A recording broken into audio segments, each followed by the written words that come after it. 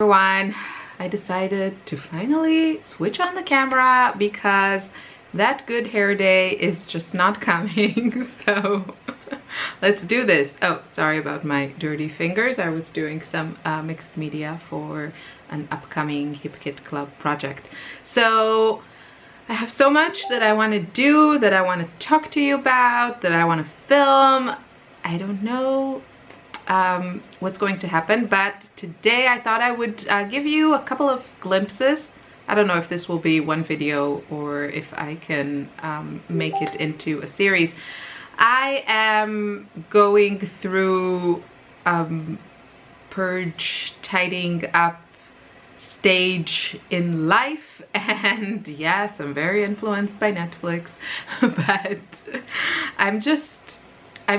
I want to have only stuff that I really love, and I have been collecting too much and not using enough, and yeah, so I just want to show you a few adjustments now. I don't think I have like before pictures, sadly, but I can show you what's going on now. So today I want to show you a little bit of my current watercolor storage situation, and hopefully you will find this helpful, inspiring.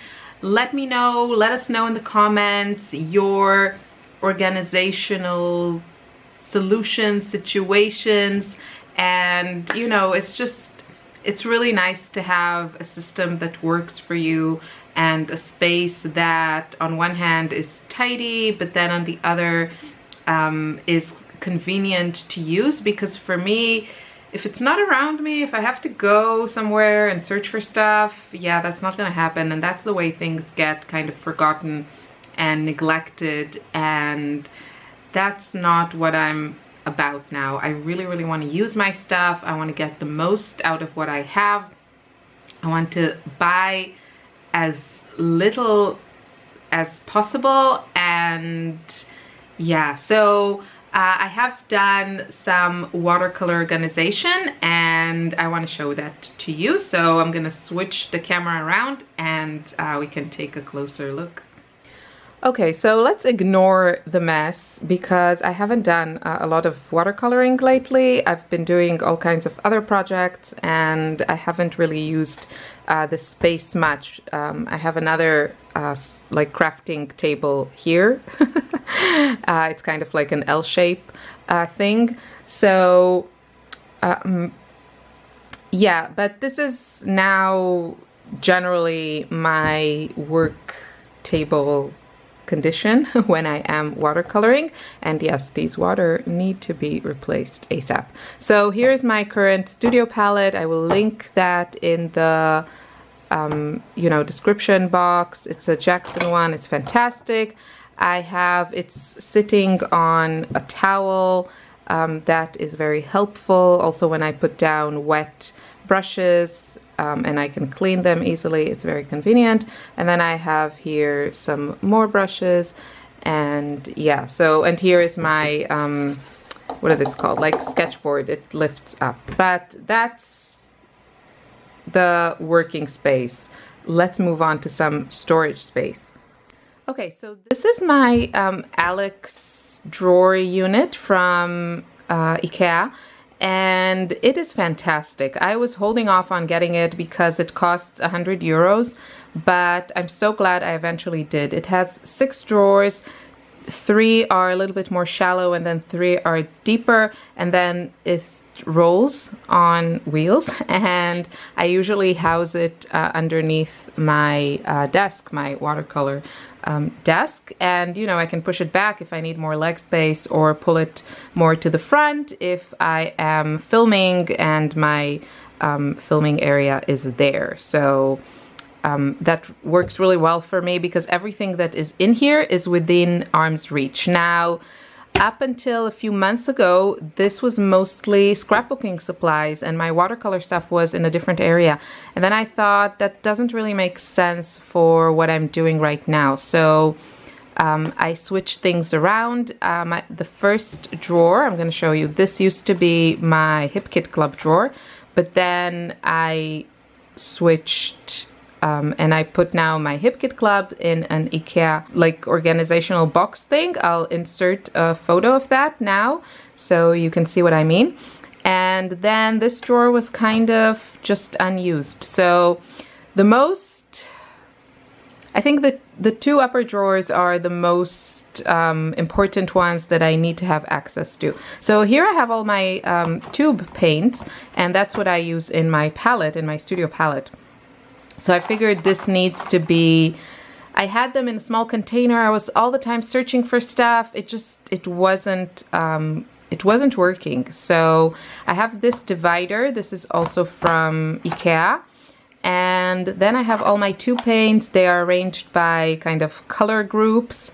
And yeah, some, you can see that I need two separate areas for my pinks and my purples, because those are my favorite colors. And then here I have yellows, and here I have all the blue, greens, and turquoises, another favorite. And then here are my neutral colors, which you can see. I have some, but yeah. It's usually, I don't buy usually tubes of neutral colors. I also have here half like empty half pans and full pans. In the back here I have the Magello ones that come in the 36 set. I don't usually use them, but I wanted to keep all my tubes in the same place.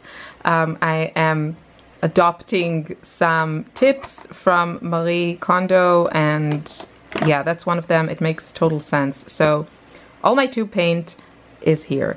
And here I just have some space. I need to put this back. This is like an empty palette. I don't know. I didn't know where to put it. So that's drawer number 1. Drawer number 2, well, actually the third one is the more important, is for now housing my gigantic Robax palette. Just because this takes up a lot of space, and I do pull it out sometimes and use it. So I thought if it's here, it's tucked away, but still very easy to reach. And then here, this is another good drawer for me, because there are a lot of things here that I reach for very, very often. So this drawer houses all my watercolor palette collection, my pride and joy. And yeah, so I tried, this was kind of an engineering challenge slash nightmare. You know, I tried to fit everything, make everything visible, and also by kind of by usage. So all my little metal palettes are quite heavily used. This is my custom made one. Sorry about the horrible noise, which you've probably seen in many, many videos. And then I have my White Knights here, the Daniel Smith one here, even though I switched it to this palette because the Daniel Smith palette is leaking and I don't like it. So I moved all the colors here, and then I added a couple that I had lying around. Yeah, so this is super. I really, really like it. It's working very well for me. And then the other drawers are still scrapbooking stuff for now. I don't know how it will stay, but we'll see how that goes. Okay, so this is another storage solution that I'm really happy with. This is like a metal hanging thing on the wall. It's also from Ikea.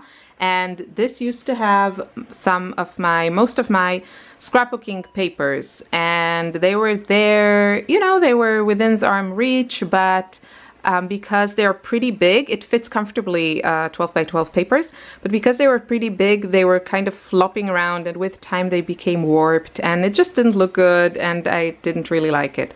So I decided to put all my watercolor pads here, because I prefer the way that it looks, and yeah, and then they are not just in a pile where I can't see the different papers, and yeah, this is, I really like the way that it looks, and it's working well for me. Okay, Okay, so that was my little watercolor storage situation. Let me know in the comments what you want to see next and how do you store your watercolors. I'm guessing that you probably have less than I do.